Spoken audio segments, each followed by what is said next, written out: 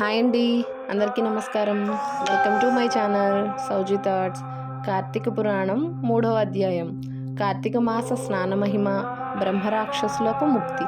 జనక మహారాజా, కార్తీక మాసంలో ఏ ఒక్క చిన్న దానము చేసినను అది గొప్ప ప్రభావము గలదై వారికి సకల ఐశ్వర్యములు కలుగుటయేగాక మరణానంతరం శివ సాన్నిధ్యమును చేరుదురు. కానీ కొంతమంది అస్థిరములైన భోగభాగ్యములు విడువలేక కార్తీక స్నానములు చేయక అవినీతి పరులై భ్రష్టులై సంచరించి కడకు క్షుద్ర జన్మలు అనగా కోడి, కుక్క, పిల్లిగా జన్మింతురు. అధమము. కార్తీక మాస శుక్ల పౌర్ణమి రోజు అయినను స్నానదాన జపతపాదులు చేయకపోవటం వలన అనేక చండాలాది జన్మలెత్తి కడకు బ్రహ్మరాక్షసిగా పుట్టెదరు. దీనిని గురించి నాకు తెలిసిన ఇతిహాసం ఒకటి వినిపించెదను. సపరివారముగా శ్రద్ధగా ఆలకింపుము. బ్రహ్మరాక్షసులకు ముక్తి కలుగుట. ఈ భారత ఖండమందలి దక్షిణ ప్రాంతమున ఒకానొక గ్రామంలో మహావిద్వాంసుడు, తపశాలి, జ్ఞానశాలి, సత్యవాక్య పరిపాలకుడు అగు తత్వనిష్ఠుడు అను బ్రాహ్మణుడొకడు ఉండెను.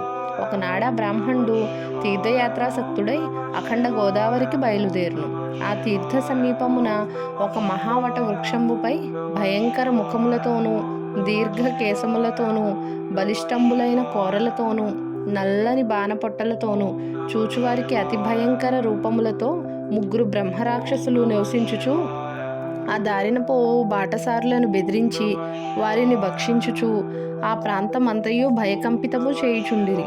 తీర్థయాత్రకై బయలుదేరి అఖండ గోదావరి పుణ్యక్షేత్రమున పితృదేవతలకు పిండ ప్రదానము చేయుటకు వచ్చుచున్న విప్రుడు ఆ వృక్షం చెంతకు చేరుసరికి యథాప్రకారం బ్రహ్మరాక్షసులు క్రిందకు దిగి అతని చంపబో సమయమున బ్రాహ్మణుడు ఆ భయంకర రూపములను చూచి గజగజ వణుకుచు ఏమీయూ తోచక నారాయణ స్తోత్రం బిగ్గరగా పఠించుచు, ప్రభో ఆర్తత్రాణ పరాయణ అనాథరక్షక, ఆపదలోనున్న గజేంద్రుని నిండు సభలో అవమానాలు పలుకుచున్న మహాసాధ్వి ద్రౌపదిని బాలుడగు ప్రహ్లాదుని రక్షించిన విధముగానే ఈ పిశాచముల బారి నుండి నన్ను రక్షించు తండ్రి అని వేడుకొనగా ఆ ప్రార్థనలు విన్న బ్రహ్మరాక్షసులకు జ్ఞానోదయం కలిగి, మహాన్భావ, మీ నోటి నుండి వచ్చిన శ్రీమన్నారాయణ స్తుతి విని మాకు జ్ఞానోదయం అయినది, మమ్ము రక్షింపుడు అని ప్రాధేయపడిరి.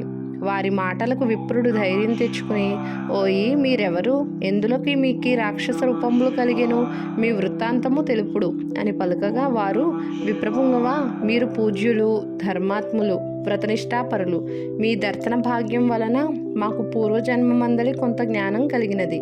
ఇక నుండి మీకు మా వలన ఏ ఆపద కలగదు అని అభయమిచ్చి అందొక బ్రహ్మరాక్షసుడు తన వృత్తాంతం ఈ విధంగా చెప్పసాగాను.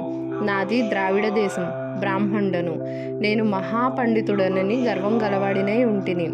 న్యాయాన్యాయ విచక్షణలు మాని పశువునై ప్రవర్తించి తిని. బాటసారుల వద్ద, అమాయకపు గ్రామస్తుల వద్ద దౌర్జన్యంగా దానము లాగుకొనుచు దుర్వస్యనాలతో భార్య పుత్రాదులను సుఖపెట్టక పండితులను అవమానపరచుచు లుబుద్ధుడనై లోకకంటకుడిగా నుంటిని. ఇట్లుండగా ఒకానొక పండితుడు కార్తీక మాస వ్రతమును యథావిధిగా ఆచరించి భూతతృప్తి కొరకు బ్రాహ్మణ సమర్థన చేయు తలంపుతో పదార్థ సంపాదన నిమిత్తం దగ్గరున్న నగరంలోకి బయలుదేరి తిరుగు ప్రయాణంలో మా ఇంటికి అతిథిగా వచ్చెను. వచ్చిన పండితుని నేను దూషించి కొట్టి అతని వద్ద ఉన్న ధనము వస్తువులు తీసుకుని ఇంటి నుండి గెంటి వేసి తిని. అందులోకి విప్రునకు కోపం వచ్చి, ఓరి నీచుడా, అన్యక్రాంతముగా డబ్బు కూడబెట్టినది చాలక మంచి చెడ్డలు తెలియక తోటి బ్రాహ్మణుని కూడా ఆలోచించక కొట్టి తిట్టి వస్తు సామాగ్రిని దోచుకుంటివి. నీవు రాక్షసుడివై నరభక్షకుడవై నిర్మానుష్య ప్రదేశాల్లో ఉందువుగాక అని శపించుటకే నాకు రాక్షస రూపం కలిగినది. బ్రహ్మాస్త్రమునైనా తప్పించుకొనవచ్చును కానీ బ్రాహ్మణ శాపమును తప్పించలేము కదా. కాన నా అపరాధం క్షమింపుమని వారిని ప్రార్థించి తిని. అందులోకి అతడు దయతలిచి, ఓయి, గోదావరి క్షేత్రమందొక వటవృక్షము గలదు, నీవందు నివసించుటచే బ్రాహ్మణుడి వలన పునర్జన్మ నొందుదుగాక అని వెడలిపోయాను.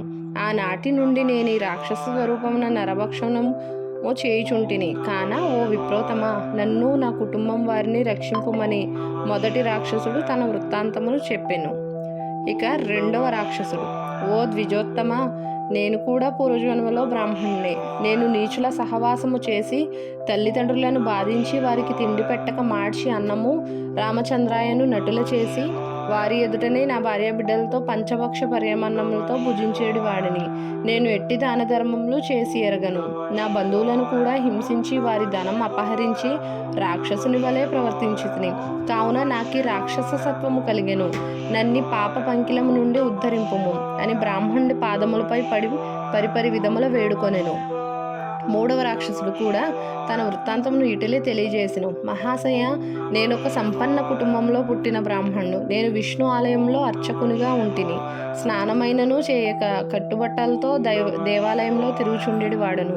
భగవంతునికి ధూపదీప నైవేద్యములైనను అర్పించక భక్తులు కొని తెచ్చిన సంభావనను నా ఉంపుడు గత్తెకు అందజేయుచు మద్యం మాంసం సేవించుచు పాపకార్యములు చేసినందున నా మరణానంతరం ఈ రూపం ధరించితిని. కావున నన్ను కూడా పాప విముక్తిని కావింపుము అని ప్రార్థించెను. ఓ జనక మహారాజా, తపోనిష్ఠుడగు ఆ విప్రుడు పిశాచముల దినలపములు ఆలకించి, ఓ బ్రహ్మరాక్షసులారా, భయపడకుడు.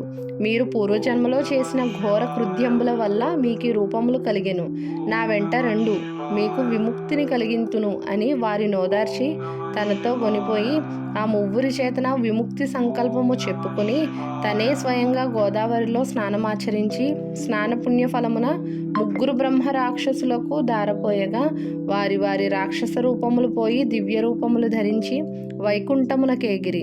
కార్తీక మాసంలో గోదావరి స్నానం ఆచరించినచో హరిహరాదులు సంతృప్తి నొంది వారికి సకల ఐశ్వర్యములు ప్రసాదించుదురు.